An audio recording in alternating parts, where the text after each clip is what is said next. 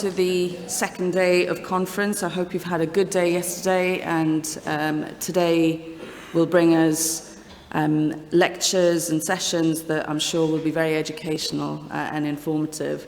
So today's session in this room is reading with the experts in mitral regurgitation.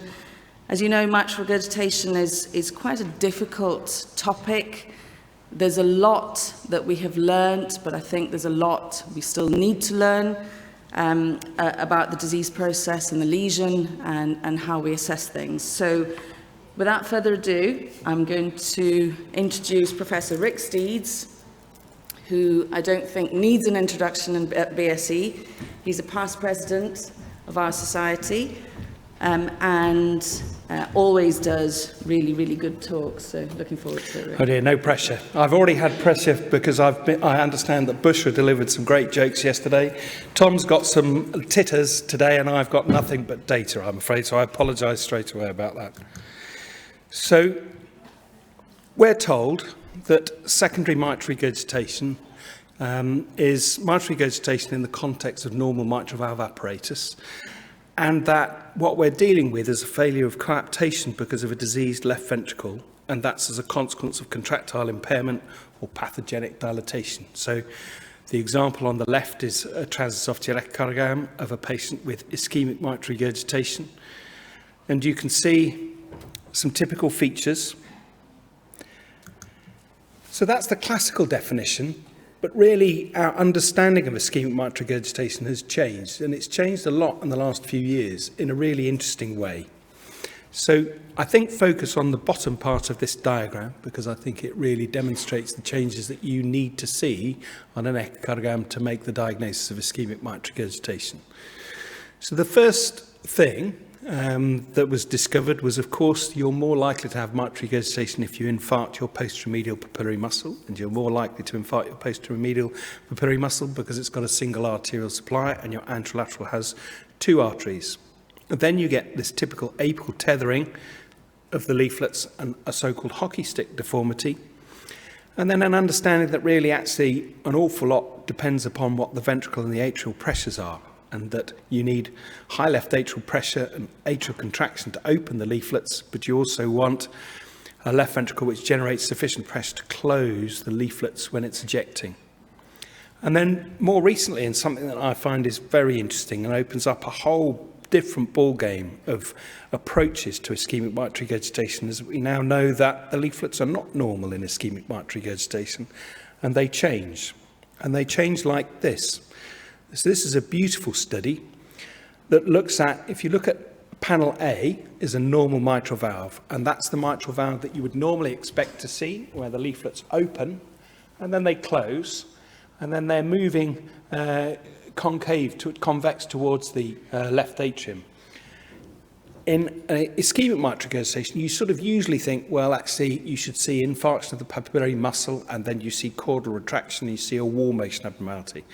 But actually, these changes happen even, and I'm going to show you an example, in apical myocardial infarction, which is distant to the area of papillary muscle and caudal attachment. And what happens in ischemic mitral regurgitation, which is that the leaflets then all bend and move towards the apex of the ventricle. And if there's one thing to take home from this lecture, it's that actually looking at where the leaflets are in respect to the left atrium and the left ventricle and how they open and close, as opposed to a normal mitral valve, which opens and closes with good coaptation but back towards the atrium, is critical. And the fascinating thing is that this change in mitral valve structure appears to be driven by inflammatory mediators, which I'll touch upon at the end, because if it's driven by a process that is not directly linked to the pathology and the anatomy of the mitral valve, there are mediators involved that can be modulated, and that we're looking at medical treatments for ischemic mitral regurgitation that don't target the ventricle, they target the mitral valve apparatus. So, if you look, of course, there are two types of secondary mitral regurgitation. Either the commonest forms are really either due to dilated cardiomyopathy or ischemic cardiomyopathy. out of those two, you're much more likely to come across an ischemic cause, simply because atherosclerotic disease is the most common form of disease in the UK, and it's increasing because we're aging as a population. So the top is an unusual version of ischemic mitral regurgitation, where there is a balance defect within the ventricle. The ventricle is clearly damaged, but again, you can still see that what's happening is there's a loss of coaptation, but the leaflets are both slightly thickened, and they are bowed towards the apex of the left ventricle and not moving back into the left atrium. In the bottom panel, it's the more common version, where you see a fixed and relatively stiff posterior leaflet, and then the jet of mitral regurgitation is directed towards the leaflet at fault.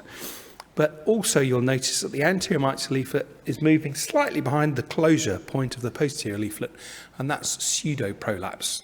And that's a typical ischemic mitral regurgitation. It's not true prolapse because, of course, it's not passing behind the line of the annulus. It's well ahead of the annulus because of the remodeling of the leaflets. One of the things that confuses lots of people is, hang on a moment, we've now got different cut-offs for severity of mitral regurgitation in primary and secondary mitral regurgitation. Or have we? Because the Americans have kept the same categories, and the British and the Europeans have changed, and we've got different categories. So why should there be different categories? And I'm just going to go and talk about this. So one of the problems, this is the recent ESC guidance. It's the publication in 2022 from the guideline that was released in 2021. And you can also immediately see a problem. I've just shown you very clear evidence that the leaflets are not normal in secondary mitral regurgitation. And they certainly tend, and they do have coaptation, but they're not normal. There may be a large central jet, but of course, I think more often you see an eccentric jet. You see a large jet throughout systole, that doesn't particularly help, and the shape of it doesn't particularly help. And then there are problems with vena contracta, with pulmonary vein flow and mitral inflow. So if, for example, we look at pulmonary vein flow, we're supposed to see systolic reversal in a pulmonary vein, which is difficult on a transthoracic echo, and you can usually get reversal in one pulmonary vein, but actually if you look back at the original paper, looking at sensitivity and specificity for predicting severe mitral regurgitation, the original data was only proven if you could sample at least 2 pulmonary veins, which you very rarely can do on a transthoracic echo.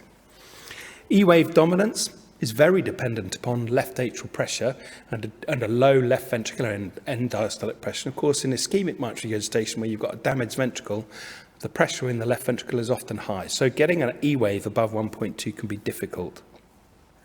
I'm just going to go and show you that. And then, of course, very importantly, EROA 40, but can be 30 if you've got a non-spherical orifice, and a regurgitant volume of 60 mils, maybe 45 mils if low flow. So we're, oh my God, now we're going to go low flow, low gradient, severe mitral regurgitation, are we? I've only just woken up to that possibility. This is this is just an example we've recently published in a review, which is open access. And you can see a nice jet with what looks like a reasonably good PISA on this patient, and that gives you a calculated ROA of 15 millimeters squared. So non-severe mitral regurgitation. The CW is relatively dense, but of course, if you look at panel C, the immediate problem with this is the typical problem you see in ischemic mitral regurgitation, which is that on the left-hand side, you put in an X-plane through that, and you suddenly see a much broader jet in the parallel. So one of the second things that I would really encourage you to do in patients with secondary mitral regurgitation is to make sure you put your X-plane through the MR jet to look at the vena contracta. And then the final thing, I think, is also, if you look at the bottom left panel, you'll see in this example that actually the 3D vena contracta area, which you draw around, is clearly non-spherical and is actually much bigger and gives you a calculation that in this patient turned out to be severe. This is complicated, and I'm going to go through it slowly, but I think it's really important because this is the explanation why regurgitant volume really matters in secondary and ischemic mitral regurgitation. What you need to look at first are the isopleths. Those are the dotted lines. This is work from Bill Gash from the States, published in Heart. And the isopleths follow regurgitant volume.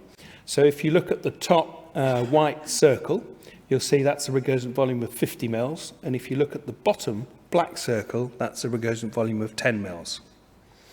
At the bottom of this is end diastolic volume. So on the left-hand side, it's a small volume. On the right-hand side, it's severe dilatation.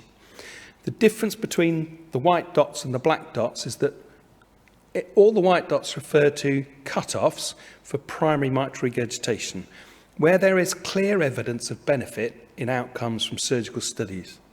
All the black dots are from surgical studies in which there is no evidence of benefit in any shape or form for surgical intervention, except for one study that I'm going to touch on next.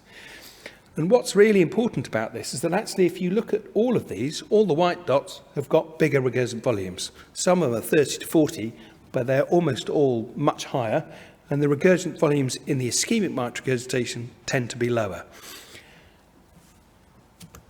If you look at rationales for cutoff, the question is, well, hang on, what do we use in somebody with ischemic mitral regurgitation? This is a big study from a single centre in Vienna, where they looked at a good number, more than 2,500 people looking at cutoffs.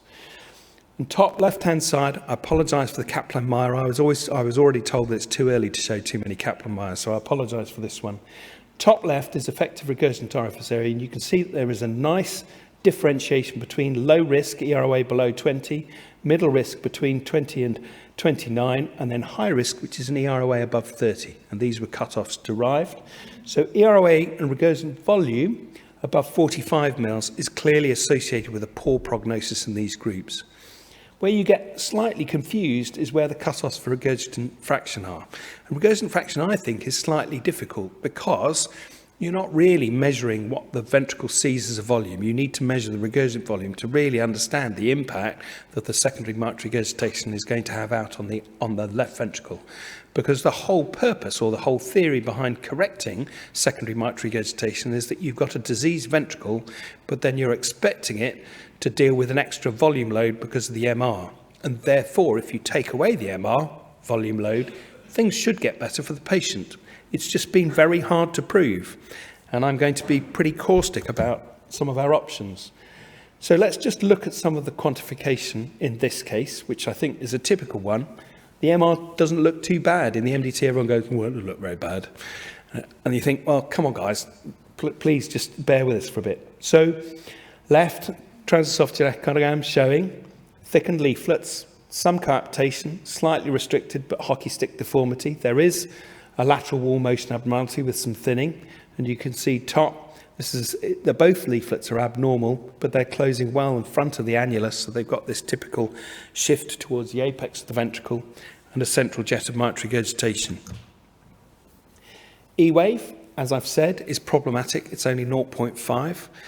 So that definitely goes against severe MR, but of course this is a patient with a bad ventricle, so the LVEDP is going to be high, and the ability of the atria to passively fill at a higher velocity is going to be impaired. If you look at pulmonary veins in the bottom left is right upper pulmonary vein, where you can clearly see reversal. Bottom right is normal S dominant. So how do I interpret that? Well, actually, you can't interpret that, but if you go back to the original data, you've got to have reversal in 2 pulmonary veins. And then top right, we've got a vena contracta, which is about 4 millimeters. Actually, when you do some 3D, you can see the vena contracta at 3 millimeters is clearly wrong, because if you put an X-plane through it, you can see it broad. And if you do a 3D, you get a volume at around about 70 mils instead of the 30 mils that you get out of the standard PISA quantification. So PISA is problematic because in many of these cases, it's non-spherical, but also lots of the other measurements are incorrect. And actually there is a good rationale for accepting a lower regurgitant volume and a lower EROA in most cases where you see somebody with ischemic mitral regurgitation. This is just a paper that we published a year ago, and it's just about how often do you see ischemic mitral regurgitation and is it important? So we looked at just 1,200 patients, every single person that came to QE over a year who had a heart attack and went on and had a cath. And then everybody gets an echo within 24 to 48 hours. And out of those, if you take 1,000, it was nice simple stats, because it was perfect for me. It was very simple, which was out of 1,000, 290 patients had mitral regurgitation, so it's 29% rate. In the data, published data, it's very variable because people use different methods of quantifying. Out of those, the large majority of them are mild, and there's a smaller proportion with moderate and severe mitral regurgitation. But this is consistent with a lot of data that shows that it doesn't matter what degree of mitral regurgitation, but if you have any degree of mitral regurgitation, your prognosis is poor. But it's associated with things that you might assume is associated with poor prognosis.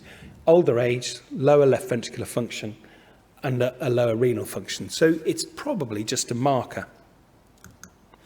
What happens to MR over time is really interesting. Then we followed up the population of 1,000 patients, said, right, okay, everybody who's had more echoes over a year, let's see what happens.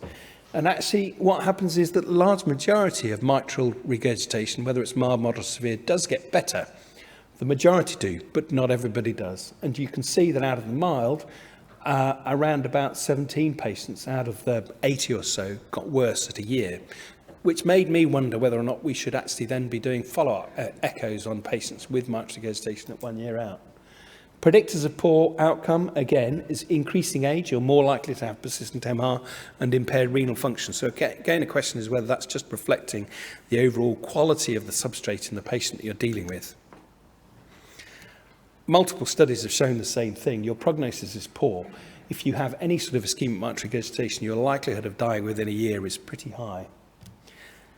Now, next question is, okay, I've said to you that ischemic mitral regurgitation adversely affects your prognosis. And actually, if it adds a volume load to a damaged ventricle, surely it must be easy to prove that just taking away the MR should improve the outcome. But actually it doesn't. And this is the ESC guidance for management of, and you can see the options.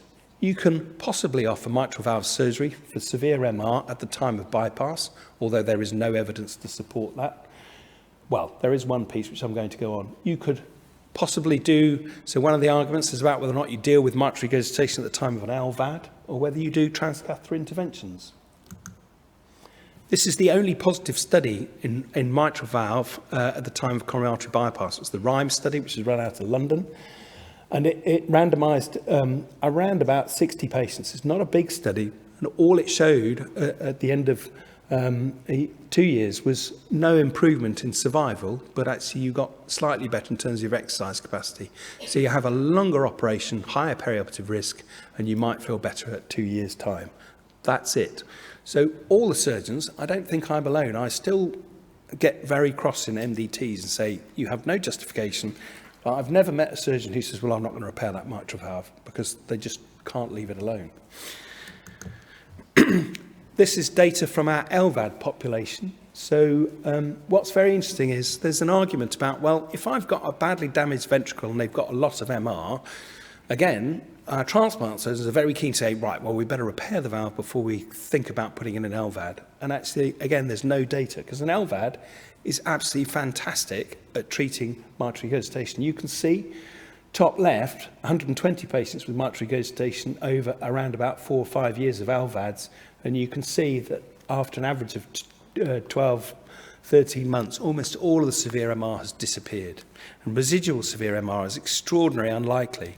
The problem in the UK at the moment is that you only can have an LVAD if you're planned to have a transplant, and nobody's accepted, or UK Transport has not accepted the possibility of implanting an LVAD just for symptoms or benefit. Although, interestingly, quite a lot of people, as soon as you get an LVAD, of course, you come off the emergency transplant list, so you never get a transplant anyway. This is just an example. Top left and bottom left are pre-transplant, severe mitral regurgitation, classical deformity of the mitral valve due to, in this case, a balance defect giving you predominantly central mitral regurgitation. Afterwards, you can see typically post-LVAD, there's the LVAD on the left-hand side of the screen going at 5,300 RPM, and you can see no mitral regurgitation. It's traumatic treatment, and almost nobody has mitral regurgitation after LVAD. Okay, this is what my interventionists would like us to do. They'd like us to stick clips in. And it infuriates me that we've spent a lot of time looking at the differences between COAPT and MITRA FR, which are the two studies in this. So you will know that the COAPT study looked at was a randomized study that showed benefit in clips in 600 patients in North America. And then there was a negative study run in France, called the Mitral FR that said that there was no benefit. And people have looked at the differences between these populations and said, actually, it's because in France you waited too long and the patients were too sick.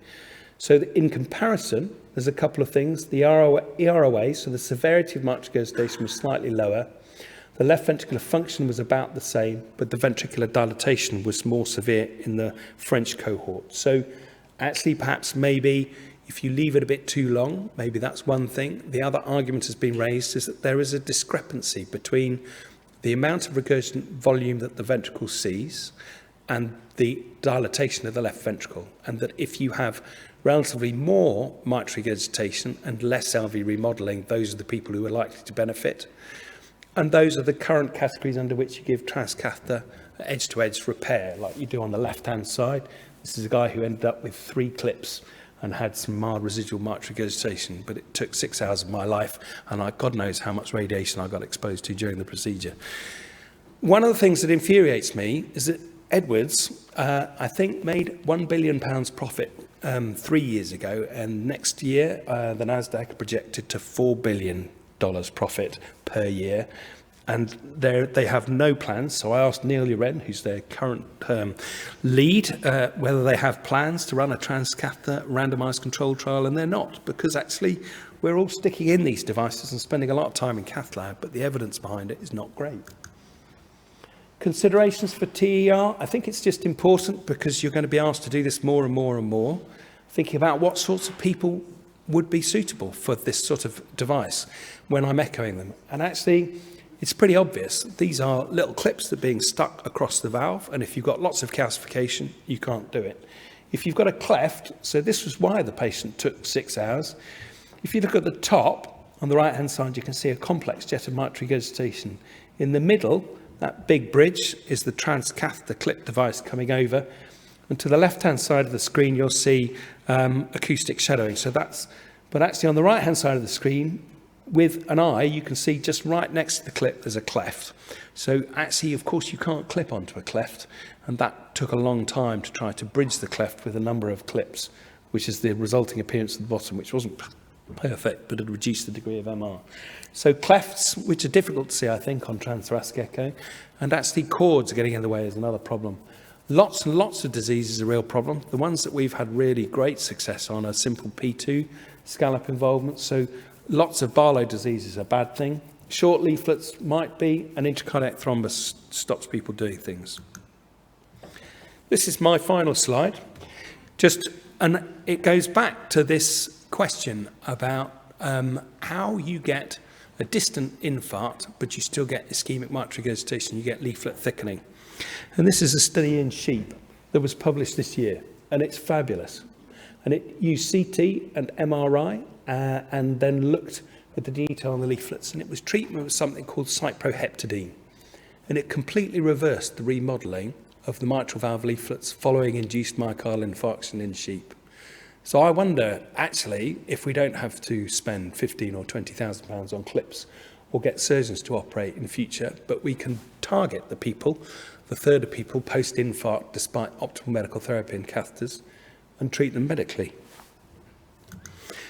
Summary features. Ischemic mitral regurgitation. You can look at papillary muscle disruption, apical leaflet tethering. Closing forces are difficult, but a really critical thing is the leaflet thickening and the position of the leaflets. Severity does require multiparametric quantification. Thinking about low flow, I don't think really helps. What you've really got to think about the measures in front of you and what the problems are with them. And explain through the vena contractor is critical. Be careful about pulmonary vein flow. And I would think about regurgitant volume rather than regurgitant fraction as cutoffs. Ischemic mitral regurgitation is common, and you die sooner. And actually, at the moment, we have no good evidence about how you manage it. Thank you very much.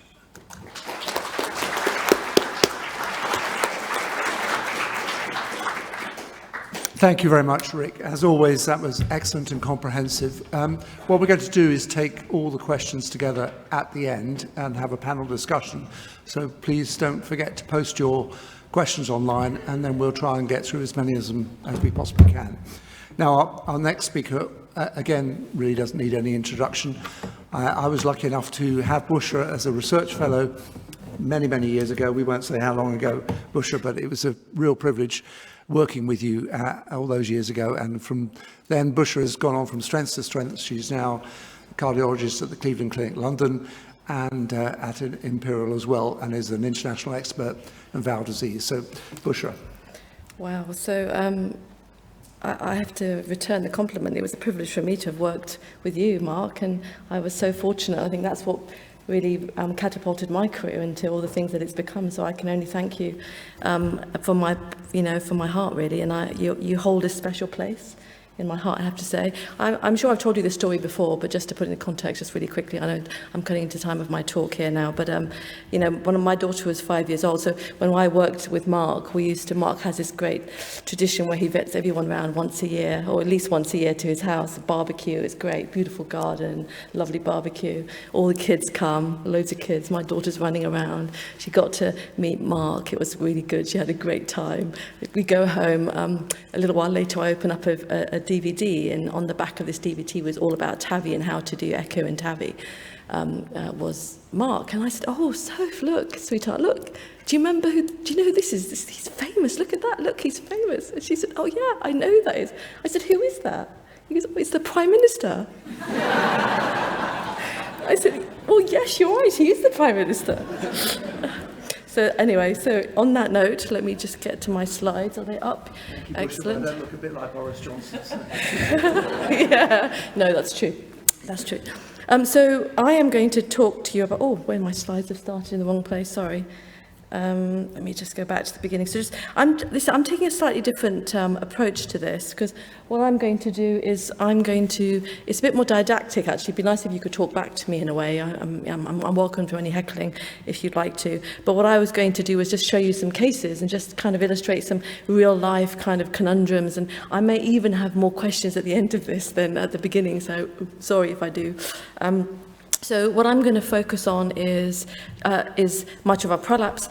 And this first slide really just highlights the complexity of mitral valve prolapse and the disease entity, because in fact it's a heterogeneous group of patients. It's a broad spectrum from one end where you have a valve that's essentially relatively normal looking, except for perhaps one segment that's abnormal, where you may get a prolapse in a flail segment, and typically that's P2, and that's a kind of the fibroelastic deficiency type group of patients.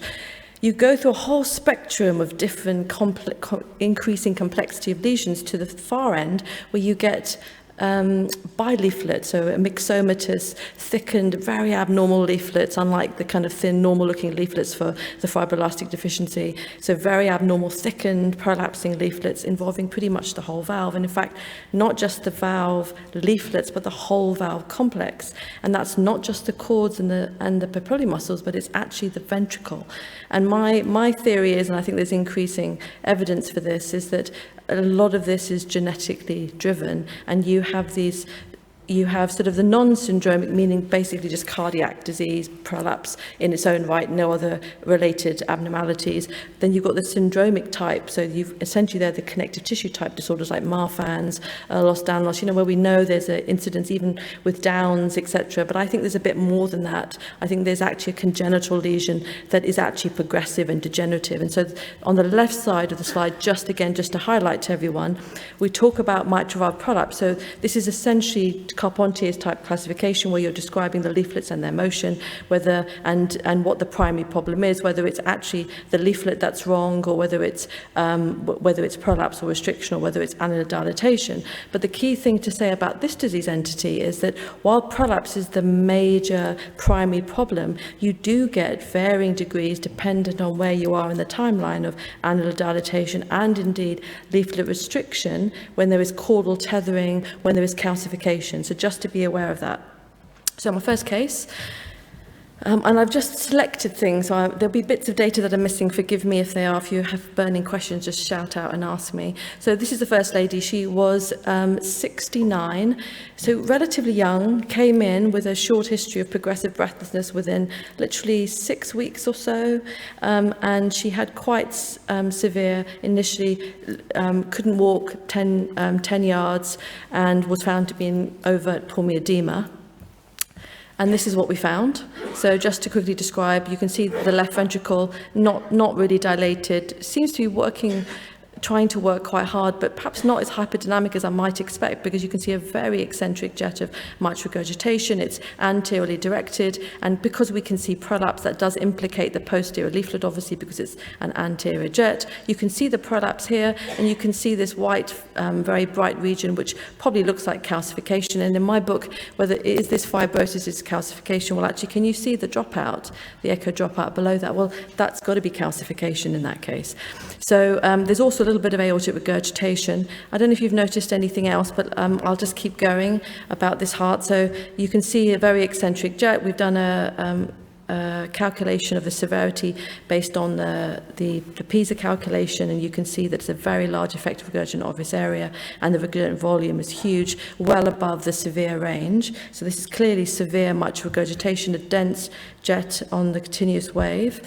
This is so just going back to what the valve and the anatomy looks like, we've clocked there's a focal posterior leaflet prolapse, and then we notice that in short axis, you can see lots of echo bright region. We've already said that that looks like it's probably going to be calcification, and that's just to show you using our biplane or simultaneous multiplane imaging, call it what you like, biplane, X-plane, but essentially the key of this, sorry, this should have been reversed, this image, forgive me, but because it's the wrong way around, but I've labelled the orthogonal view that we've got from that. But the point of this is, and what's nice about the fact that you can use this segmental analysis, is that you see the calcification, and the calcification doesn't seem to extend extensively into the myocardium. And that becomes relevant when you think about what we might want to do about this patient, and whether this valve is repairable or not, or whether indeed you want to replace the valve or not. And this is the CT scan, so I'm just going to play the CT scan. The arrow is pointing out the calcification, so this is the left side of the heart here, the right side is actually opacified there, and we're looking at the calcium, so this is playing, sorry, I'm going to bring it right back down to here. So there, can you see that calcification that it's just being pointed out by the arrow? And as we go down and see it in long axis just there, you can see it doesn't really extend into the myocardium, it's just really just on the edge, on the annular side, so that's important. So we've got lots of calcification, but there's more to this heart, as I said. And then, remember, this lady is 69, and this is her right heart. What do you think of that? Not good, yeah. And I've given you some measurements, but really, essentially, a moderate to severely dilated left ventricle, and severely impaired. We've got some images. I'm really sorry, but these are playing slowly, but I will just let them play slowly. You can see the MRI. I love MRI for the right heart. I know I'm a fully fledged echo doctor, but I really love my MRI. Sorry, I don't know why this image isn't playing. It's a bit disappointing. I might just go back and come back again. Okay, anyway, you get the drift. So severely impaired RV, dilated, RV-EF is 28%. The volumes were about 100 index. There were about 109 index volume for the RV, and anything over, if I remember correctly, about around 90 is, around 80 something. It varies depending on the range that you use.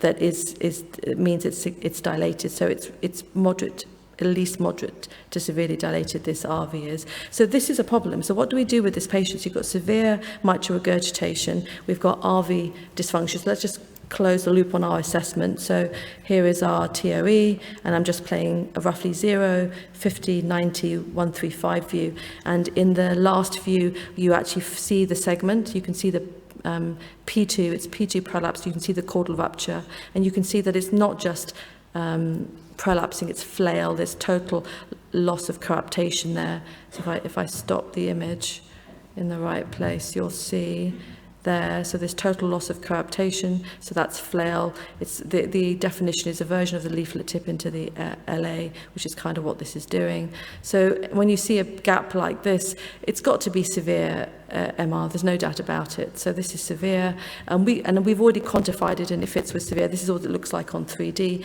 So it's a focal region here of a large area of prolapse and calcification within the annulus. So what do we do with this patient?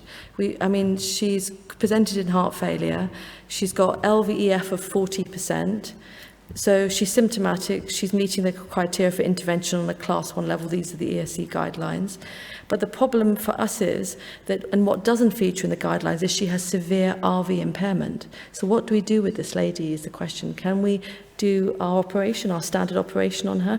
She is unlikely to be a repair because she's got quite a lot of extensive calcification. So the surgeon's already said to us, we're probably going to replace this valve, or we think we can because it's not extensive calcification into the annulus, because if it had been, I don't know if you're aware, but if you try and debride heavy calcification that extends quite a way into the myocardium and a lot of the way around the posterior annulus, if you try to debride that, usually what happens is the LA comes away from the LV and you just can't do anything, patch or whatever, you can't do anything. The patient usually dies in that situation. So the surgeons said, no, we can operate on her. Calcification isn't that extensive, but it will be a valve replacement. So what do we do for this lady? And the guidelines are well outside in terms of RV. There's no quantification here, but we know she isn't going to get off bypass with an RV like that. And why is she that bad? One thing I hadn't told you, I'll tell you in a minute about this lady, but just before I do, let me just show you. So we've got choices now. She's being turned down for surgery because of her RV function. So, and I'm just showing you the kind of options we have. This isn't the same patient, but this is the kind of thing we can do. We can repair the valve, put an annuloplasty ring in. Here, in her case, we're thinking, actually, should we do a transcatheter approach? She's probably suitable. She's meeting all the criteria, which I'll just show you in a minute. And just to show you what I mean by that, I'm just going to run that last video here. So if I just play here, can you see this is the clip going in? This is what we mean by mitral tear transcatheter edge-to-edge repairs. There's two major devices on the market. So if I just play that one more time, you can see the clip there, two arms coming in, the grippers come down, grab the leaflets, and then you capture the leaflets, and then you close the clip. And it's very successful. Like in this example here, the MR has been significantly reduced. And really the degenerative P2 is, I think, the most ideal anatomy for this type of treatment. But what was interesting was, so we were thinking about that. So we went away, we optimized her. She was actually in atrial fibrillation, which was actually rate control by the time we saw her. She was in quite severe right heart failure because of her RV. She had peripheral edema, ascites, liver dysfunction. So we gave her spironolactone, we gave her bumetanide, we did all the other heart failure therapies, optimized her blood pressure, and we tried to do not just rate control but rhythm control, so we cardioverted her too. So then she comes back, I'm going to leave that slide. Then she comes back for follow-up and a heart failure optimization with a view to, now we've discussed your case, so we think we might do a tricuspid, a mitral clip on you. That was a plan. And then this is her echo at the time of clinic. So this is her LV now. This is her LV now. This is her LV now. And the LVEF now is 62%. She's now heart failure control. She's out of heart failure. We've reduced the medications right down. She's in sinus rhythm now. But her MR is still severe. And what's really interesting here is actually how really we think, I mean, she had lots of other things like checking she didn't have a PE and other bits and pieces for her RV function. But this is all rhythm. This is AF. This is her AF digness to her. And she went from being inoperable to now being operable, and having rather than a treatment that doesn't have much data and is really reserved for those patients who have a limited life expectancy potentially, to having conventional surgery and doing very well. So my take-home message here is that actually rate and rhythm control are key in these patients. Do not underestimate the power of that, and also medical therapy, optimizing heart failure. It made a world of difference to that lady. Okay, second case, so quickly, just going through another interesting case, mitral valve prolapse. This is on the other end of the spectrum, so that was like a fibroelastic deficiency type patient. This is now the other end, so you can see bileaflet prolapse. You can see that the ventricle isn't particularly, it's normal dimensions, LVEF is fine, left atrium is normal size. This lady is 71, she presented with palpitations and feeling a bit breathless. This is her mitral regurgitation, and as you can see here, she's got late systolic jets, and if you quantify that, so how do you quantify it in this setting? So we can do a PISA assessment, but the problem is it's not through all of systole, so it would be an unfair calculation to do it in one time point and decide that that is your ERA. Her ERA actually came out as quite small. It was in the mild to moderate range, but actually it looks much less than that, doesn't it? If you look at it, that's how much MR we can see. You can see it's late systolic on the colour M mode, and so the way to do it is don't stop at the ERA, make sure you do your trace and you calculate a regurgent volume. Remember, you can always do your 2D ejection fraction and LV outflow as long as you haven't got a lot of AR as well. But really, it's regurgitant volumes you should be calculating in these patients. And I've got a slide just to show you a little bit of data on that in a second. But what was interesting, so she's got probably so the regurgent volume, was 19 mils, so that's really mild. That fits with what I thought was going on. Normal chamber sizes, but she's symptomatic. She's feeling breathless. She's getting lots of palpitations. This is a baseline ECG. What's striking are two things: is she's got inferior or infralateral T-wave inversion. She's got an ectopic there that we picked up. The ectopic is interesting because she's got a background of right bundle anyway, but it's a right bundle morphology that's relevant in these cases. So we exercised her. We did an exercise stress echo, trying to work out why this lady's symptomatic, or why she says she's symptomatic. During the exercise test, and this is now in recovery, just to show the example, is she starts having quite a few ectopics. She exercised a good amount. We got her to peak heart rate, and she wasn't actually breathless during that. And this is her ECG in recovery now. She's giving salvos of VT. So I've just summarized it here, but essentially it's a right bundle branch block morphology. She's positive, that's because she's positive in V1, V2. She's got an inferior axis of her QRS, as you can see, which is, it's a superior axis, negative in V2, 3 in AVF. And then with all of that, these changes, it suggests that she's got a left-sided ectopic origin, and it's probably coming from the posterior medial papillae muscle region, or the base, the posterior lateral, infralateral base of the LV. Okay, so we can do a bit more. So just to show you, this is her LV. Just play these images quickly. You can see her left ventricle looks pretty okay, but it's got this odd movement. Can you see the LV? It's got an odd shape to it. Particularly, I draw your attention to the posterior wall here and the inferior wall and the motion. Look at the very bulky papillae muscles, which are elongated papillae muscles and relatively short chords. A lot of what we call the systolic curling of the base of the mitral valve. This is the GLS. And the GLS is interesting because while it falls in the normal range, so it's minus 20 here, you can see that she's got abnormal strain kind of in the infrabasal region of her heart, which fits with kind of the abnormality that we're seeing here as well. So that's interesting. So that suggests she might have fibrosis there, doesn't it? That's what the GLS being low in these cases means. So let's just quickly look at her MR, because when we exercised her, sorry, I'm just going to show you on the left side here. We exercised her, so we did an exercise stress echo. We got the ECG abnormalities, or lots of ectopics, and that's when she became breathless, but that was in recovery. She did really well during exercise, and as you can see here, her MR didn't get worse on exercise, so this is peak and then recovery. We really couldn't see her MR getting worse. And importantly, she had really good contractile reserve. So she went from baseline of, I think, 62 to 70 to 61 to 72, and also good RV reserve as well. So the TAPSE and the TDI went up significantly as well. If we just look at the MR and the mitral valve anatomy, you can see a lot of thickened Barlow's bileaflet prolapse, and really the MR's late systolic, and I can't call this anything more than mild, given that it's only through part of the cycle. And so I'm just going to, sorry, that slide's been repeated, so I'm just going to go past this one. And then I just wanted to show you the MRI. So with the MRI, you can see the systolic curling, so this base where you basically see where the leaflet insert, there seems to be a space between that, where the leaflet inserts, to where you see the true myocardium. And this is called mitral annular disjunction. There's an abnormal portion of the annulus which is elongated. And actually, it's more to do with the fact that there's loss of fibrous tissue within this region.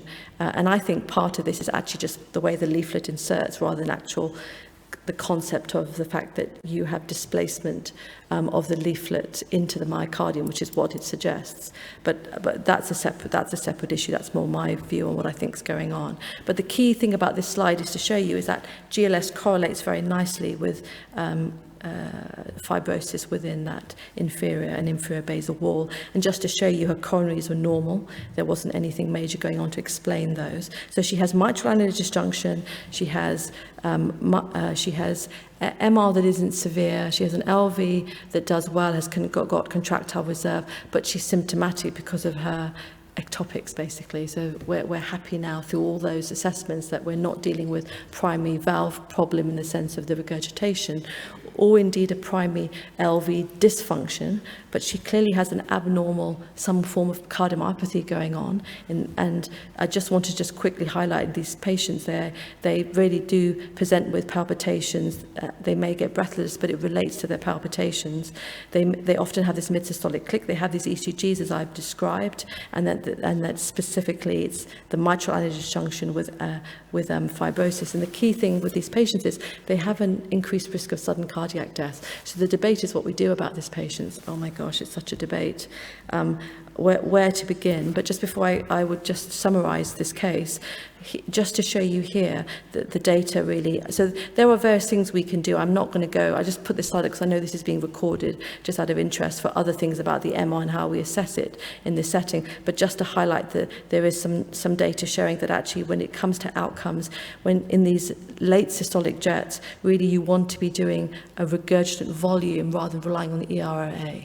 Okay, because that's prognostically relevant. But in this case, what should we do? And as I leave this slide up, just to think about the issues around what I think these patients have is a concomitant cardiomyopathy. What should we do?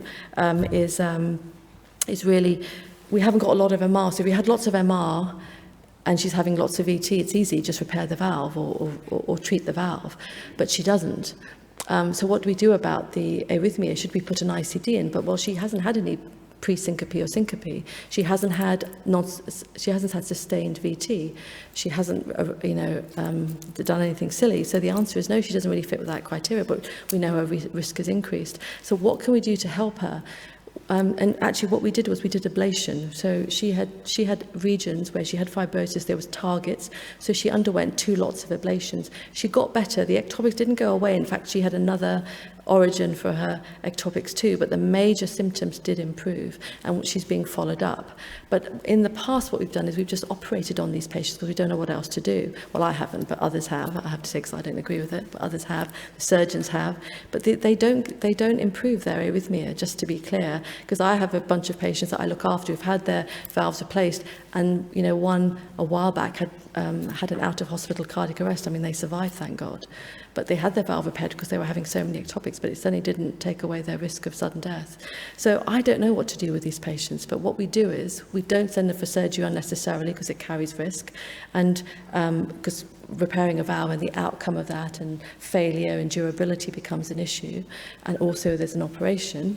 But also in these patients, we don't think we're actually helping them by sorting the valve out in that way. And I think there's a lot more to say. Am I out of time now? I should stop. Sorry. Thank you. I'm going to stop.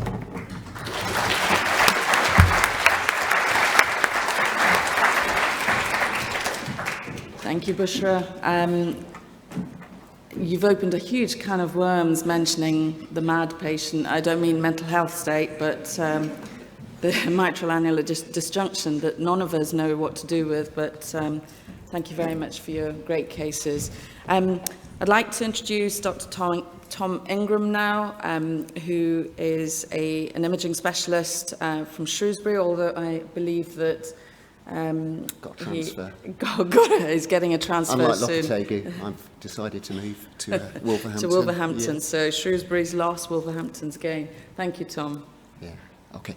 Thank you. So I'd just like to start, take the opportunity just to mention, thank Mark for being here, and particularly thank Mark for all the fantastic work he's done with the BSE on behalf of getting echo research and practice reborn, and on behalf of everyone, but I'm really so grateful for your energy that you're still putting in there. And I can use this as a plug to say to anyone out there with their abstracts, with their pieces, we're very much open for submissions to ERP, and there is good bursaries available from BSE, so don't worry about the headline fees which are attached to it. Just get your ideas in, and I'm sure Mark would echo that. Absolutely. To use the pun. Okay, so we're going to be talking about this mitral regurgitation with concomitant aortic valve disease. Bit of a mouthful. When I got the title, I didn't know where to start.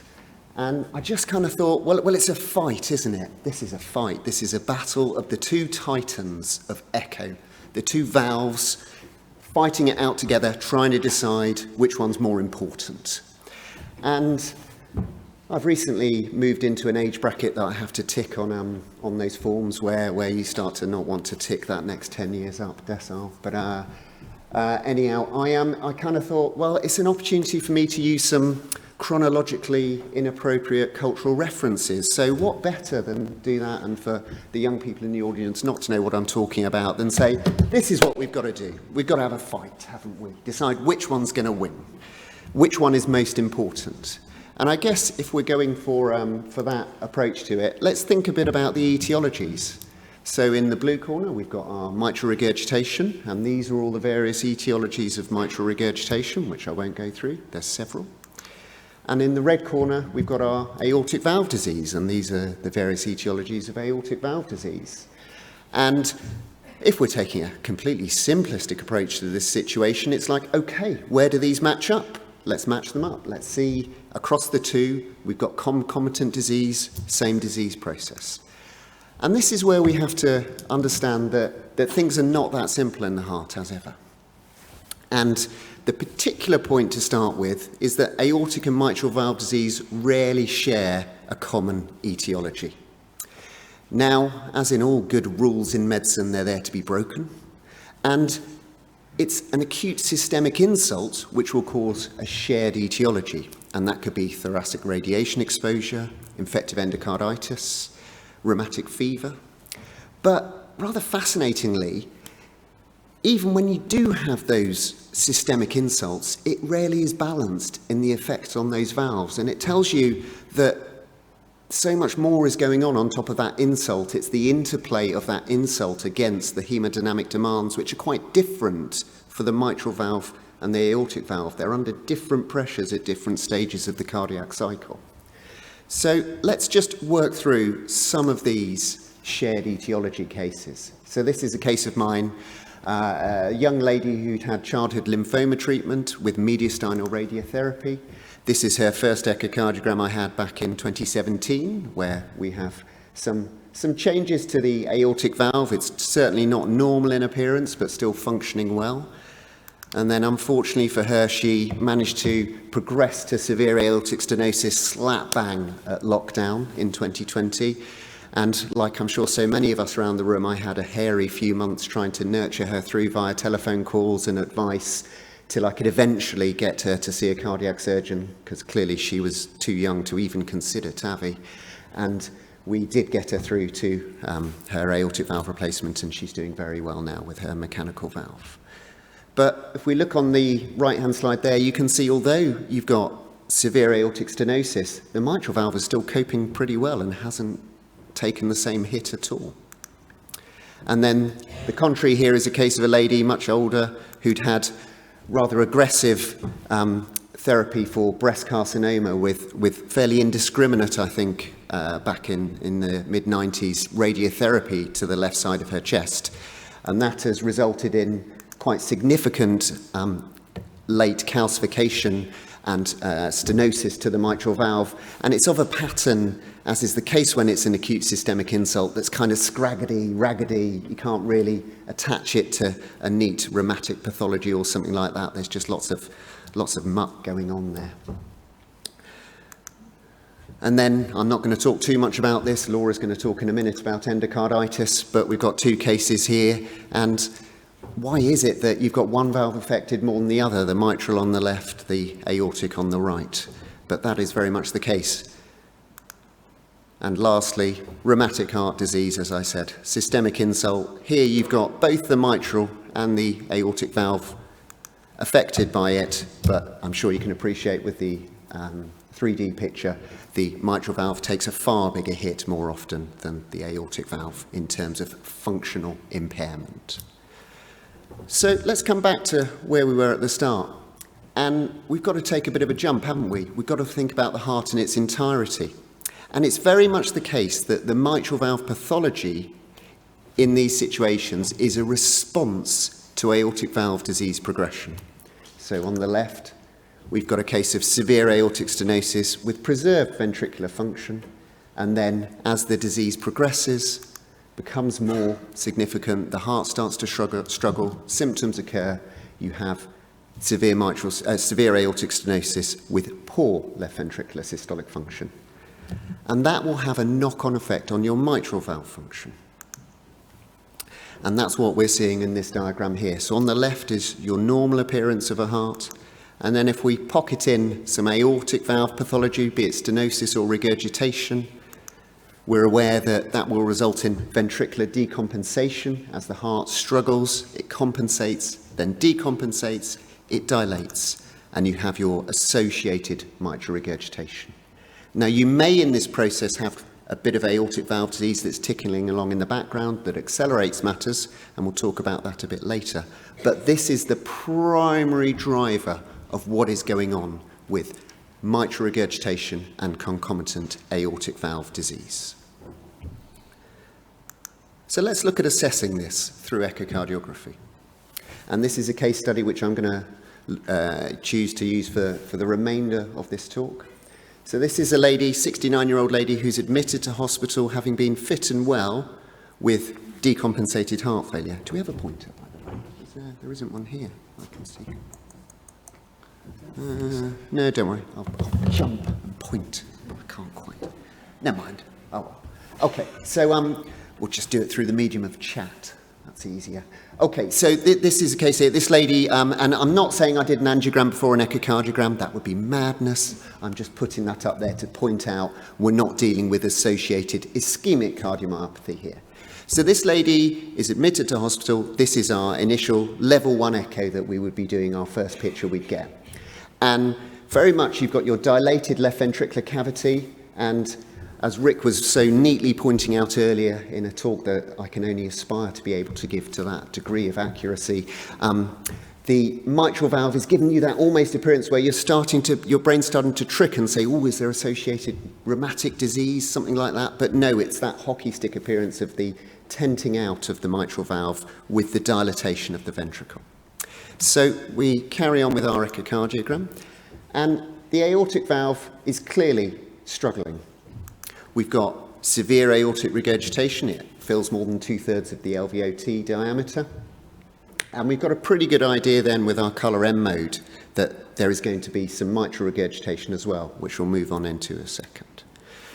So as the information unfolds for us, as we're getting our scan, we're starting to get a picture here. A ventricle that's struggling. I've given you some clues about it not being an ischemic cardiomyopathy. And we're thinking the aortic valve disease may well be extremely relevant in this situation. And if we look a bit more at the aortic valve disease, and I'll put in some TOEs here to flesh out the story, one of the things I find fascinating about the aortic valve is that actual regurgitant orifice area always, to me, looks quite small compared to the regurgitant orifice area you see with mitral regurgitation. And that again is a marker of this thing I've been saying throughout, that these two valves, although we put them in the same boat, they behave very differently according to disease. And the aortic valve is so much less forgiving than the mitral valve to these slight changes in its structure. It's why aortic valve repair has really never taken off compared to mitral valve repair, because it's such an unforgiving structure. And on the right of the picture here, you'll see alongside that slight curling of the leaflet tips of the aortic valve, which ordinarily wouldn't be causing a massive problem, we've got some fluting out and dilatation of the ascending aorta, which is just nudging out that ring, that annulus of the aortic valve enough, together with that slight change to the tips of the aortic valve, to result in this regurgitant orifice and the severe aortic regurgitation that we've seen. We're confident there's severe aortic regurgitation, given how bad the ventricle is as well. And we're just showing that there again. Okay, and the size, 46 millimetres, not the biggest aorta you've ever seen, but when we index it, clearly in the dilated range and clearly having a structural effect. So we move on to the mitral valve, and we can see here there is an associated jet very similar to the one that Rick was showing earlier, where you've got this tethering, this slightly eccentric, not quite as eccentric perhaps, maybe partially central, not quite sure, and what looks to us on first inspection like significant mitral regurgitation. So we're going to want to go on and interrogate this patient in more detail, because she's clearly been ill, we've brought her back, diuretics, we're investigating her, but we really think her long-term health is going to lie with an operation, and we need to know what we're going to do as our operation. And this is just showing you from the apical shots what I've just been explaining there from the parasternal, our dilated left ventricular cavity with poor systolic function and associated severe mitral regurgitation. Now, what I want to move on to at this point is really the tools to help you nail down what is your instinct with those pictures with the numbers that we then rely on. Because in this situation, and the crux of this talk, is about how the numbers we then use to interrogate our patient are off. The rules have changed. Some of the rules have changed, and we need to dig deep into our understanding of what's going on with the anatomy, what those numbers are assessing, be it anatomy or physiology, to help us understand where they've gone off and where we can still trust them. So let's work through that. The first big thing that's happened to this lady that's going to mean that the numbers are not following the same rules as those in the minimum data set is that there is engine failure, there's pump failure. That left ventricle is not doing much. Consequently, that jet of mitral regurgitation, when we put our continuous wave Doppler through it, subjectively is not as dense as perhaps we would want it to be, though we can just change the gain, obviously, for that.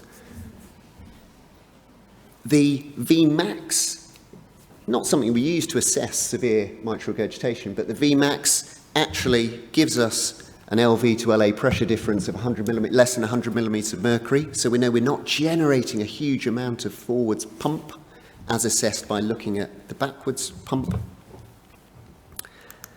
And that then means our PISA assessment is going to be completely off. And Rick and Bushra have been talking about this already, and I'll just go through it in slightly more granular detail. Because the PISA is reliant on the pump, it's reliant on the physiology to generate the numbers, it is going to be looking less impressive. It is going to be nudging into our moderate range numbers. But contrast that with your vena contracta, which is simply an assessment of the anatomy, the whole, that is going to remain secure for you. And we often in our minds lump echo all as measures, and we don't break down, okay, this one's anatomical, this one's physiological.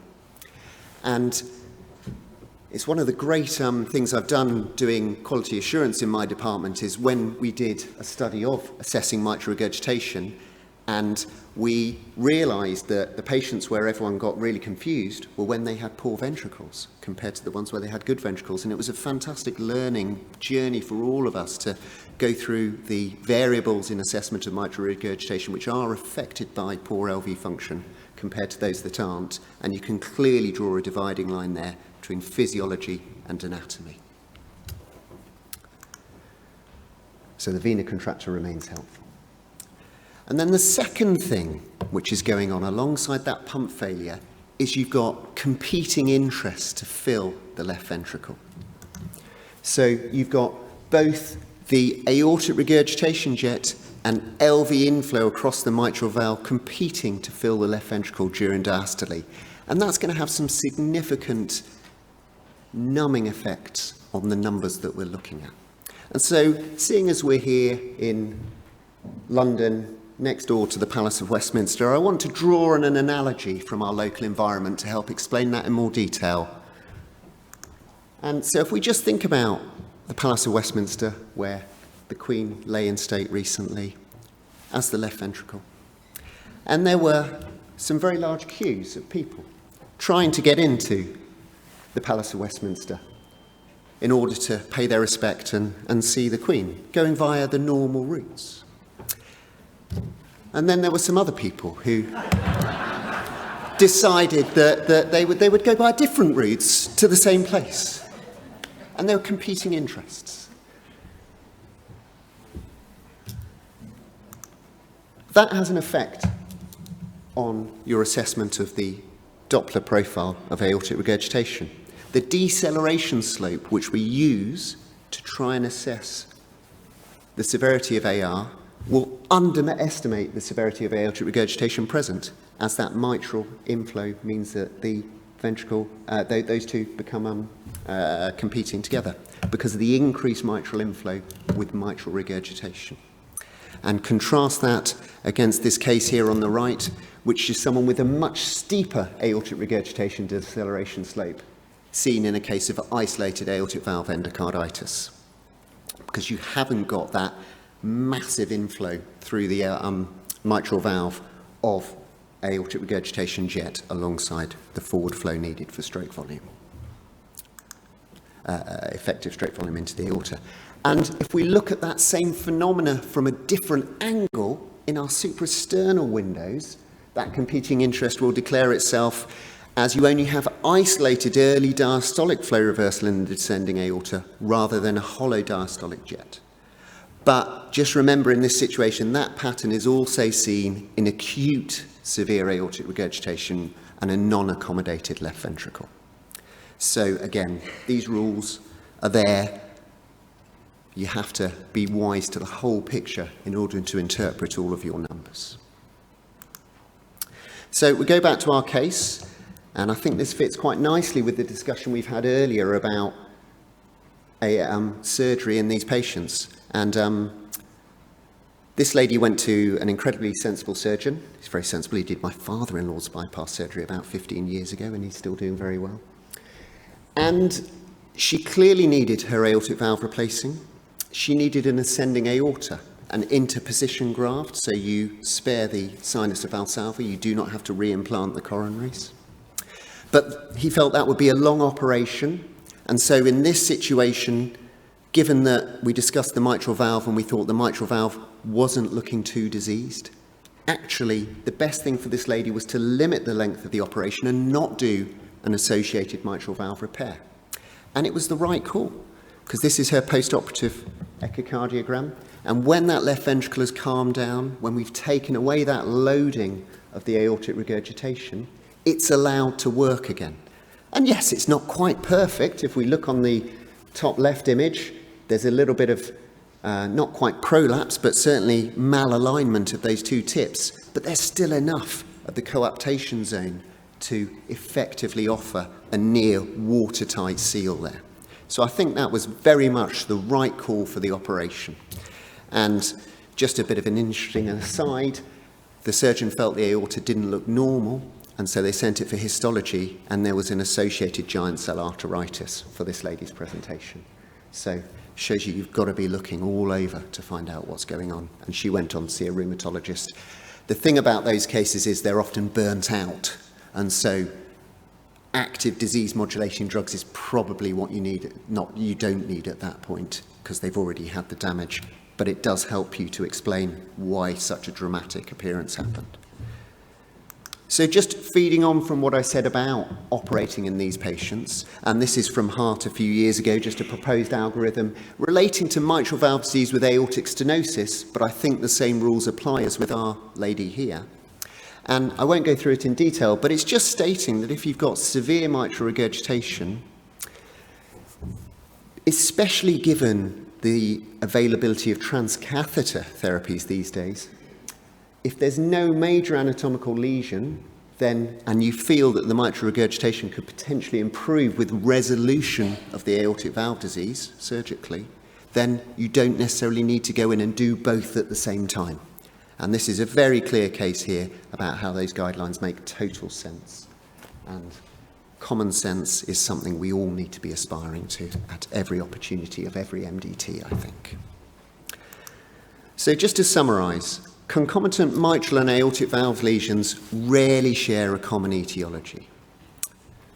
Mitral regurgitation associated with aortic valve pathology usually relates to associated ventricular decompensation, though you may have some associated mitral valve disease, but remember that might just be a bit of mild background disease that's made to look a bit worse by that ventricle. Echo parameters in this situation will be confusing, will give you conflicting results. Don't put moderate to severe MR, just sit down, try and work it out in the logical way that we're describing here.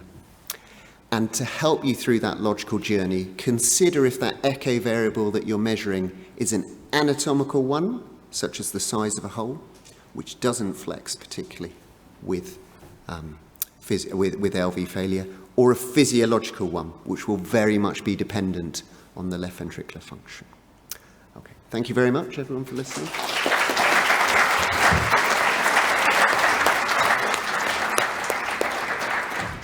Thank you, Tom. As always, that was excellent, topical and amusing. So thank you again. Our next and final speaker for this session is Dr. Laura Dobson, who's a consultant cardiologist at Wythenshawe Hospital. Laura is an echo expert, but has particular interest in valvular heart disease. So I can't think of anyone better to talk about mitral regurgitation and endocarditis. Laura. Thanks very much. Thank you to the organisers for inviting me to talk today. I'm going to keep it mainly focused on images, but before I'd like to start, we've heard one nice story. I just wanted to add another one because Anita's going to kill me for telling this story. So we were at BSE in Birmingham a few years ago, and we were all in a bar having a glass of wine after the event, as is tradition. A few other consultants there. Anita sat down at a table. Some of the other consultants are chatting with all the other delegates, and Anita sat drinking a glass of wine at the table, and she has a steady stream of people coming to visit her to talk to her. And the other consultant said to me, "She's like the Queen of Echo, isn't she?" So we've got, she's our Queen of Echo at Wythenshawe. So we've got Queen McNabb and Prime Minister Moynihan. Thank you very much for listening today. So, endocarditis, as we all know, is an infection, usually bacterial, of the endocardial surface of the heart. It's an ancient disease. It's been described for many centuries, most famously by Osler in his Gustonian lectures in 1888, where he first coined this term malignant endocarditis. And it's a very deadly disease and continues to kill very many people across the UK every year. Obviously, the advent of antibiotics and then surgery has vastly improved the prognosis, which was 100% mortality before those advances. But despite that, in many units, the mortality is still up to 30% at 1 year, mainly due to embolic complications. The addition of the endocarditis team has reduced that down in those centres that have one by a further 5 to 10%, but we still have a long way to go. And we as physiologists and the echo community really have a role to play in improving mortality. We're seeing a paradigm shift in the terms of the type of patients that are coming through the doors. Just over a half now have native valve endocarditis, just over a third prosthetic valve, and just over 10% now device-related endocarditis. We all know that we diagnose it with these modified Duke criteria. So these are a combination of positive blood cultures and echo features, including vegetations, abscesses, partial dehiscence of a prosthetic valve, or new valvular regurgitation. So we must have that echo to make the diagnosis. The BSE have very helpfully published some guidelines on who we should be doing an echo in, and we shouldn't be doing an echo in every Tom, Dick and Harry with a fever, as you would feel like when you're doing these triage requests through. And we shouldn't be doing an echo in a patient with stable endocarditis just to see how they're going. One at the beginning and one at the end of their treatment, if they're clinically stable, is more than enough. But we do need to do an echo in those with a persistent bacteremia to look at the valve lesions, look at the hemodynamic consequences, and look at for any complications. And we should be doing a TOE according to the triage criteria, following a negative or equivocal echo, a transthoracic, if we're still suspicious of endocarditis. And I'm going to show you a little bit later why I think we should be doing a TOE in all those with proven endocarditis. So if we are going to do an echo, then we should do it early and very quickly, and that's difficult. I know if your departments are anything like ours, you get a ream of paper coming through the printer every day with echo requests for positive blood cultures. But we know that the embolic risk in endocarditis is highest in the first few days of presentation while we're getting patients on appropriate antibiotics. And we know that early surgery can be associated with improved outcomes. This study published in the New England Journal of Medicine looked at patients with severe valvular regurgitation presenting with endocarditis, and they did better, especially early on, due to reduced embolic complications if they went to surgery within 48 hours. Now, I would say most of our units across the UK were struggling to get that echo, never mind surgery, within 48 hours, but it is food for thought. And I just wanted to mention our little friend Staph aureus. So you will be very familiar with this bug. It's a nasty bug when it's associated with endocarditis. So if you get a referral through saying ongoing positive blood cultures with Staph aureus, persistent fever, murmur or heart failure, this should be going right to the top of the pile. And this really should be done that day, because we know it can be really devastating and invasive infection. And even those with Staph aureus persistent bacteremia that have a normal echo at baseline, if they continue to deteriorate with murmur or heart failure, it's not unreasonable to be repeating that echo, because it can change very, very rapidly in this invasive infection. So when we do a transthoracic echo, what are we looking for? Well, we're obviously looking for vegetations, we're looking for regurgitation, and we're looking for perivalvular involvement. And I'd like to prove to you with the next few cases how important that first echo is. And it's not just a case of saying, there's a vegetation there. We've got loads of information that we can get from that transthoracic that we must be communicating in the report. Bear in mind, these reports are often going to different hospitals where you can't see the images. They're going to non-cardiologists. So it's really important that we capture all the information to give the treating team as much chance as possible to understand what you're looking at. And the reason is that when I take a phone call about patients with endocarditis, this is the table that is going through my head. I need to decide, does this patient need surgery and how quickly? And there's lots of information from the echo that will help us decide that. These are from the ESC 2015 guidelines. So we know that severe regurgitation, fistulas, obstruction, and the size of vegetation is very important for making those decisions. So this is a case I got a call last Saturday morning about this 28-year-old, previously fit and well, no history of drug use, just had a little baby daughter, presented with a stroke to one of our peripheral hospitals. He had a fever when he presented, but no one really clocked on, and he just got put on antibiotics and shipped up to the stroke unit. 2 days later, his temperature's still 40, and this echo was performed. And it's a very beautiful echo. And we can see that the physiologist that's done this study has done a really lovely job in demonstrating all the problems that are there. So you don't get a prize for saying that there's a vegetation on the mitral valve, so hopefully we can all see that. We can potentially see on the colour Doppler that there is a small perforation at the base of that posterior mitral valve leaflet on the colour. And we can see on the bottom right that the vegetations are on both the anterior and the posterior leaflet, and the vegetation is large. Now, what the sonographer has done there on that bottom left image is they've done a really good sweep of that mitral valve. So rather than doing your standard pictures, they've actually gone to that apical view and they've tilted all the way down posteriorly, so you can see the coronary sinus coming in to show where that vegetation is biggest. So it may be that the vegetation looks very small at the P2, A2 level, but when you tilt down into that posteromedial commissure, you can see that that vegetation is bigger than 3 centimetres, which is really important information for me because I couldn't see this echo. All I could take was the report at face value making a decision. So this guy was difficult because he just had a stroke. We don't like putting people with a stroke on bypass because of the risk of hemorrhagic transformation. So it was a big call, but based on this guy's echo and the fact he had ongoing pyrexia, we did actually take him for surgery that day. And he's done really well, made a full recovery. And I think he's already left hospital on OPAT antibiotics now. So a real success story, and credit to that physiologist who did that wonderful echo right at the beginning that got him the immediate treatment.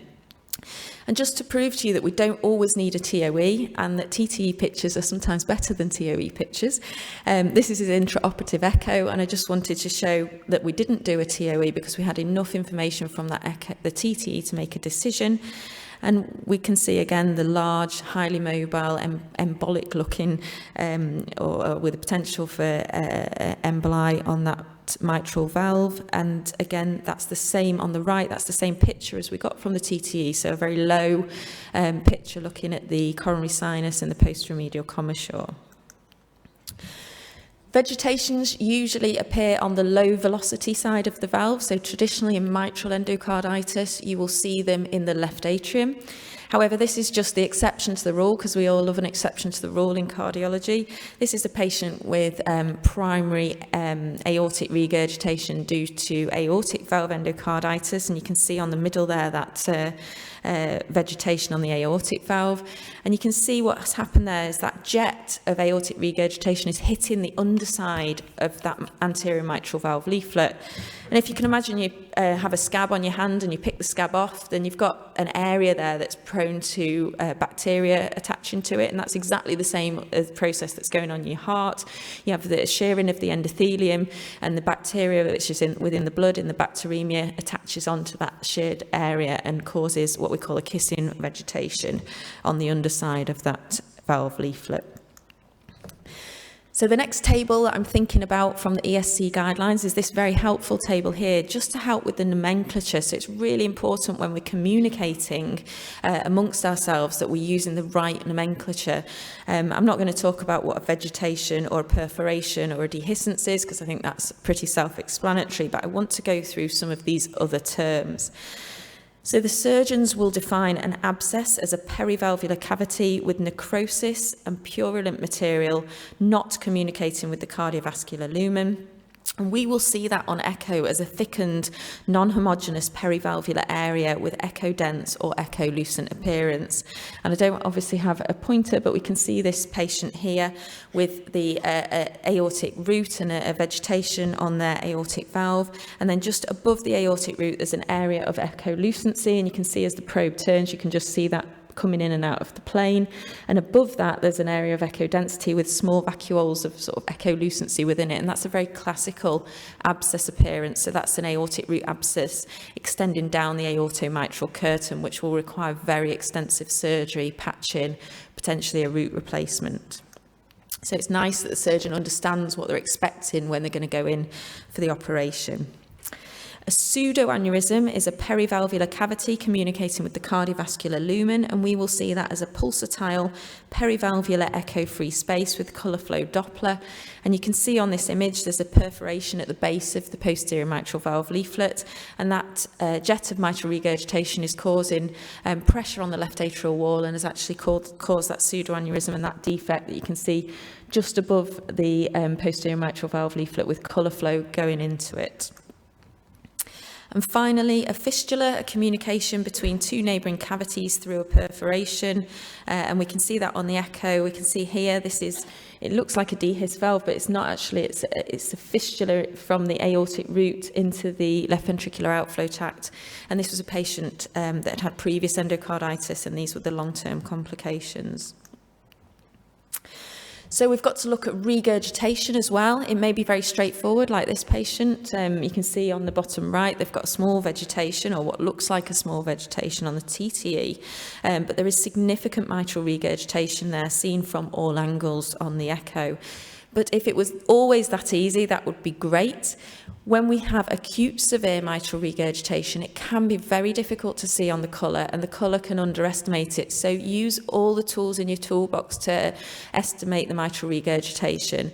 And if you see this kind of profile on the continuous wave Doppler, this is absolutely severe MR with a very raised left atrial pressure, and you get rapid equalisation between the left ventricle and the left atrium, and you get this classical triangular appearance with a dense CW Doppler. So these are really tricky. Run them past your colleagues, get someone else to review your images, because you can get caught out with just you relying on the colour. Just to prove it, this is his TOE, showing that the vegetation was perhaps a bit bigger than we thought on the transthoracic, and confirming the severe MR with colour and pulmonary venous flow reversal. Obviously, we know that the transthoracic images are sometimes suboptimal, especially if you've got a patient with a large body habitus, but we can get clues that there's something going on. This patient didn't have any obvious vegetations, but you can see at the base of that posterior mitral valve leaflet, there is a little jet of colour, and that is suggesting that there's something going on underlying this patient with a bacteremia. So even though we can't necessarily say that there's definitely endocarditis on this study, we know that something's not right, and we should get some more imaging. And this is that last patient I showed with the pseudoaneurysm. So this patient has severe mitral regurgitation due to a perforated posterior mitral valve leaflet in the context of endocarditis with this cavity. And you can see that's quite nicely demonstrated on the 3D. So at about 4 o'clock, you can see that pseudoaneurysm cavity with colour flowing into it on the bottom left image. Finally, prosthetic valve assessment is exceptionally difficult with transthoracic echo. We don't get good views of the valve, and I would use a word of caution. I know we're always quite cautious saying that the sensitivity is not perfect in ruling out endocarditis in our reports, but that is especially the case for prosthetic valves, and we'd have a really low threshold for doing a TOE. This patient with a mitral valve repair had a normal transthoracic echo, but you can see quite clearly that posterior mitral valve leaflet is matted and thickened and covered in vegetations. Beware of the rocking valve. We don't see these very often, but when we do, everyone gets a little bit worried, understandably so. So again, in this patient with positive blood cultures, we don't see any vegetations, but we know there's a significant problem, and this valve is about to dehiss, unfortunately. The TOE showed us why. So there's vegetations all over that mechanical mitral valve replacement, and this patient went straight for emergency surgery to replace that valve and did very well afterwards. So to summarise, we should be doing early transthoracic echo, and we know that that echo is the absolute cornerstone of diagnosis, and we'll pick up about 80% of cases, but the sensitivity is entirely related to the quality of that primary study, so we should be using off-axis imaging and really thoroughly assess every single valve from every angle that we possibly can. And we should have a low threshold for TOE, especially in prosthetic valve replacements. Thank you.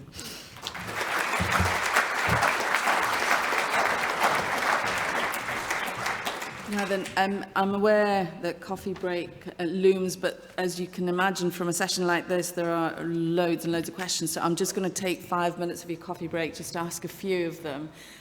If the panelists, if the speakers could possibly come up to the podium, that would be really helpful. While I...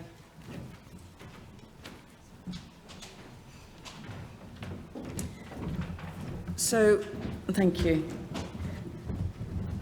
So the questions that I'm going to choose to sort of ask, please take a seat, are kind of echo-based. They're kind of more populist questions, really, rather than more management-related. I'm sure if you have specific questions about management of patients, I'm sure the panelists will be hanging around for you to actually ask them.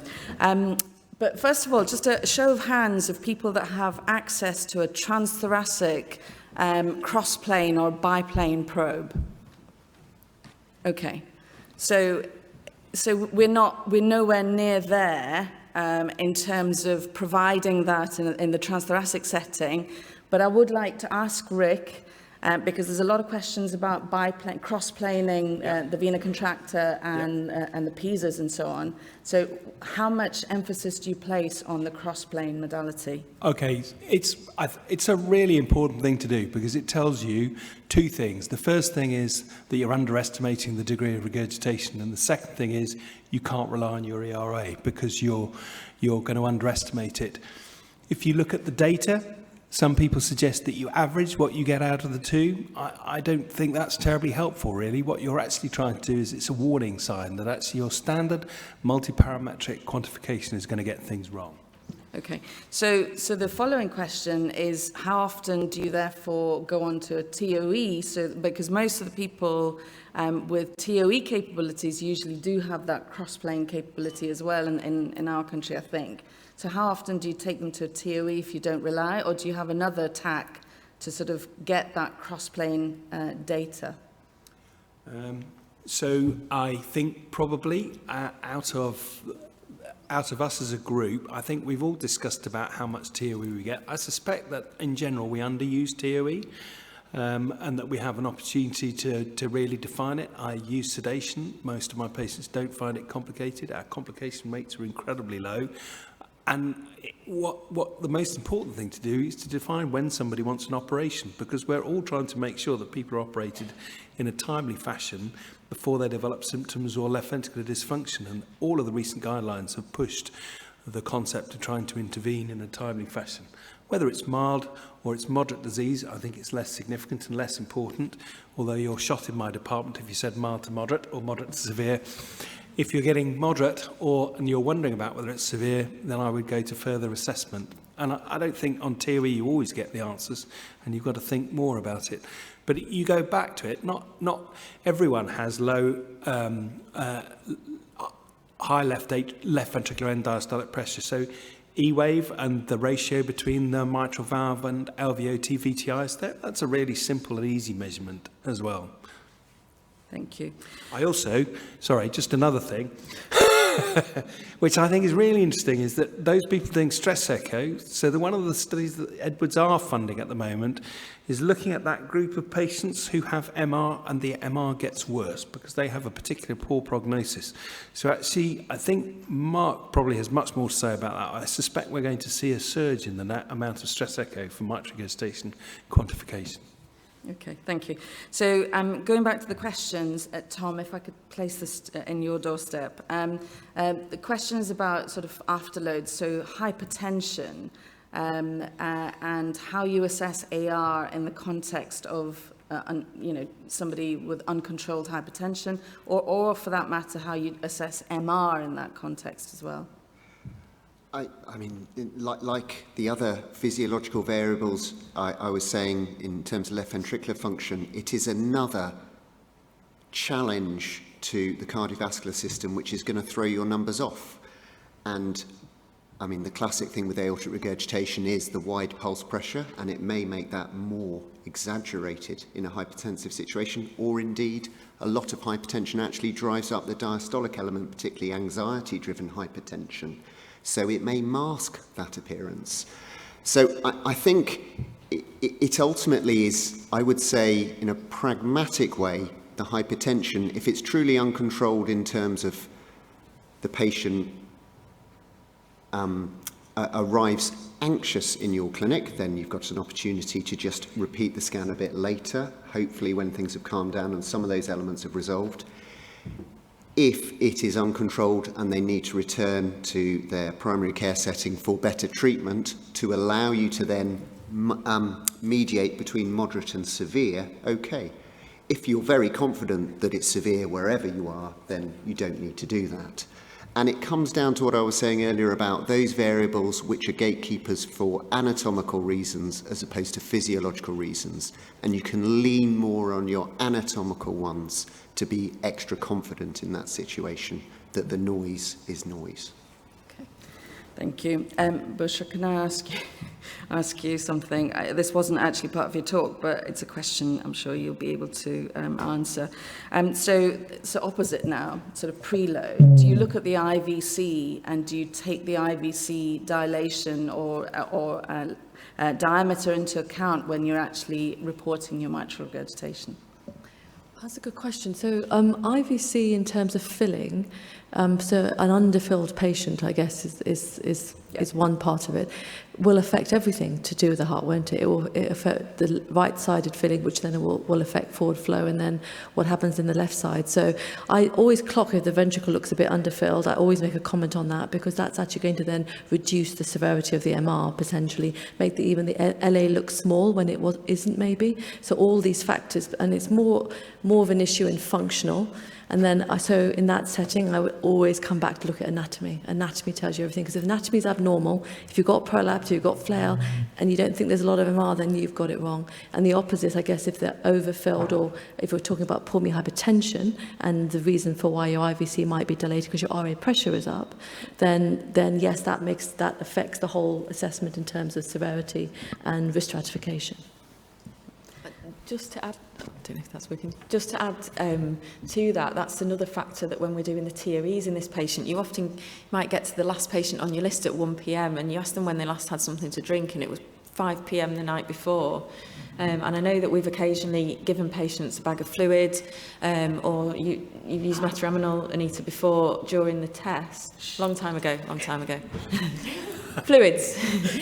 And we see the same in the lab. Sometimes the TOE is very technically difficult because the patient is so dry that the left atrium shrunk right down and your picture quality is awful. And it's normally when you've got a live case being recorded. So yes, we often ask the anaesthetist just to put a bit of fluid through quickly so we can improve the pictures. And the degree of MR, especially when there's a functional component, we can often vastly underestimate that in these fasted patients. So it's just another comment really, just something to watch out for. Yeah. Thank you, Laura. And you've dobbed me in twice now, so just you wait. So the last question is for you, Laura. Do you do anything special to differentiate between lamboles and endocarditis vegetations? I mean, I think really it probably goes down to your clinical context, really, doesn't it? We have occasionally repeated TOEs when we're not entirely sure early on in a disease course whether there's significant findings, but I'm not aware of any sort of technical, I mean, usually the lamboles are on the other side of the valve, and they're more like fenestrations of the leaflet tip, so it's usually quite obvious if it's just degeneration or vegetation, but I suppose if there is an element of doubt, then it's not unreasonable to repeat the TOE a week later or something. I don't know if anyone else. I would agree with that, because this is a common question. So it is serial data. So are there changes? And look at any information you've had before. They may have already had an echo, and it tells you actually that was there before. And then failing all of that, or if you're still unsure, it really has to be a clinical diagnosis, isn't it? And that's where the endocarditis team and the ID team input becomes very relevant. Yeah. So I think we're going to bring the session to a close. I'd like you to join me and Mark in thanking our speakers for sharing their expert knowledge with us and making it a very enjoyable session. So thank you very much.